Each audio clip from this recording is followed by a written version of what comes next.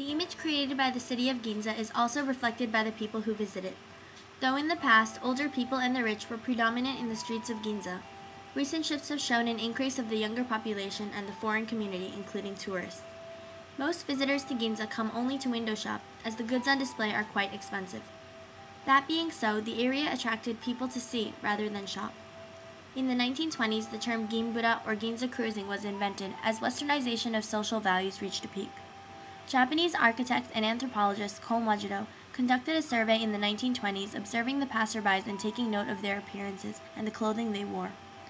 During this study, he found the proportion of men and women seen wearing Western and Japanese clothing and discovered that the ratio of men to women on the streets of Ginza was 2-to-1. 67% of men were seen wearing Western clothing, whereas 99% of women were wearing Japanese clothing. However, Ginza has changed since 1925, and gender is most definitely not an invariable factor. Though recent visitors may not necessarily reflect the old etiquette of dressing formally, they still depict a consciousness of their surroundings as a classy neighborhood. Just as clothes are a form of expression for the people, the facade of a building performs a similar function, to woo potential buyers to enter the store. Facades are very important. That the surfaces, the skin of the building is where a lot of the attention is paid in these buildings in Ginza, in these fashion buildings. So I would say that if it's not so much the content of the building that matters, it's the skin, it's the surface of it.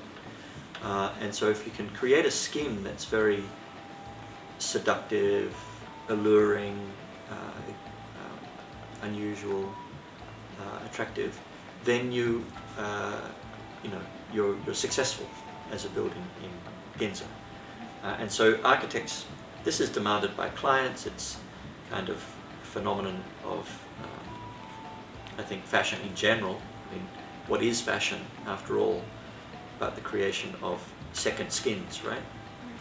To make ourselves look more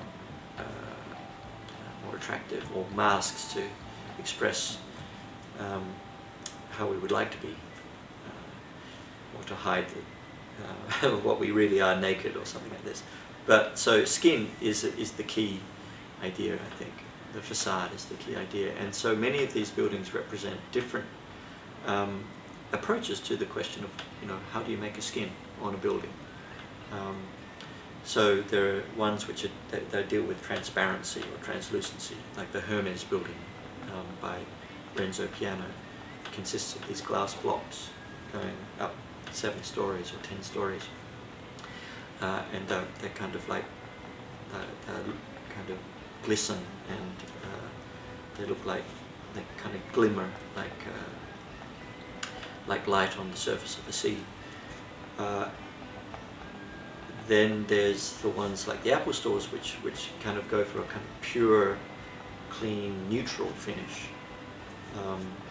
which is also a kind of strategy, right, of standing out. When everyone is looking very kind of glamorous, one way of getting noticed is to just go blank.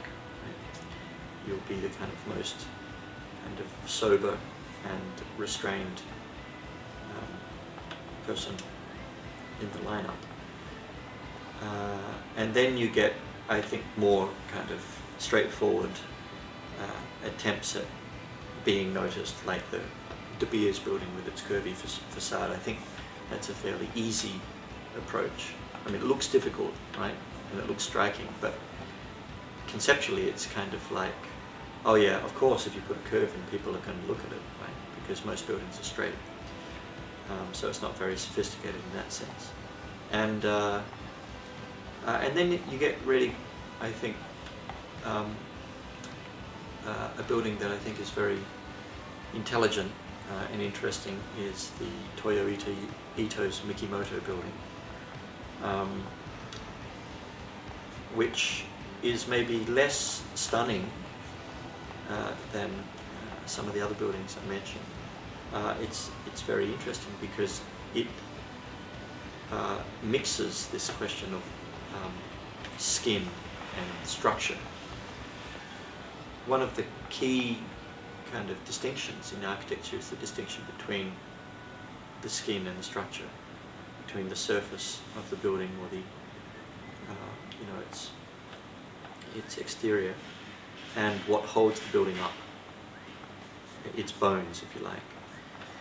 So if you use the metaphor of skin and bones, I think that what the Mikimoto building is doing is it's combining both of them. It's saying, well, what happens if you make skin the bones? If you combine the two, how do you make a building like that? That whole building is held up by its skin. There is nothing inside the building that's supporting it.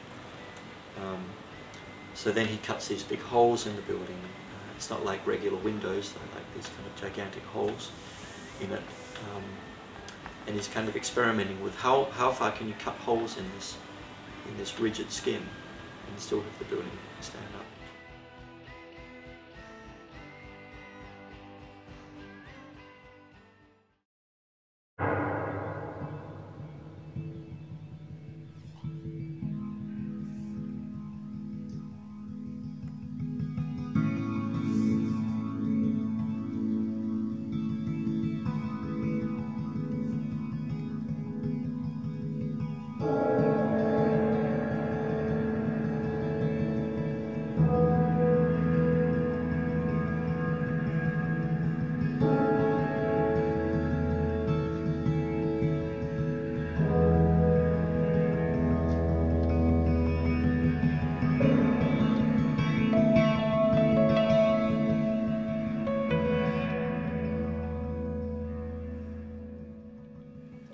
These buildings' so-called skin and bones varies indefinitely and is quite distinctive, as each of the buildings aligned along the street are original and independent of one another. Though they may appear to contain no sense of unity, often labeled as chaotic or lacking oneness, each of the facades have the same motive, to create an appealing and inviting outside layer of skin, even if they do take on a different approach. On the weekends, the main stretch of Ginza is closed to motorized traffic to allow for pedestrians to freely walk about. Known as Hokosha Tengoku, or Pedestrian Paradise, these traffic blockades originally began in the 1960s and were held primarily to draw more attraction to the area. Though these Hokoten streets may be increasing the concentration of customers on the main road, it is diverting them away from the side streets, where all of the uniqueness of Ginza goes unnoticed. Consequently, this creates a sense of falsehood, as the liveliness of the city that is usually created by a balance of both pedestrians and traffic is disturbed, leading to a sense of delusion that harms the very essence of the city which Ginza prides itself on. Ginza has long been a place where people come to buy expensive things, as it remains the leading retail market in Japan, and many of its tenants are at the forefront of the retail industry. Analysts say that Ginza will continue to be the first place a luxury brand targets when looking to enter Japan. Japanese consumerism has been composed of an upbeat, depthless, and avant-garde vitality, and is distinctive as it explains the splurge of luxury goods. Furthermore, Ginza has been and will continue to be a pioneer in innovative thinking and state-of-the-art designs. Ginza's runway that stretches between Ichome and Hachome is not just a showcase of different brands and merchandise. The people that fill its streets are what adds color and uniqueness. As the seasons change and new lines emerge, the 8-block runway will remain the same. But the buildings, the fashion, and the people will grow and change with time. The embodiment of Ginza has developed through its history, and it is indeed a consumer's museum.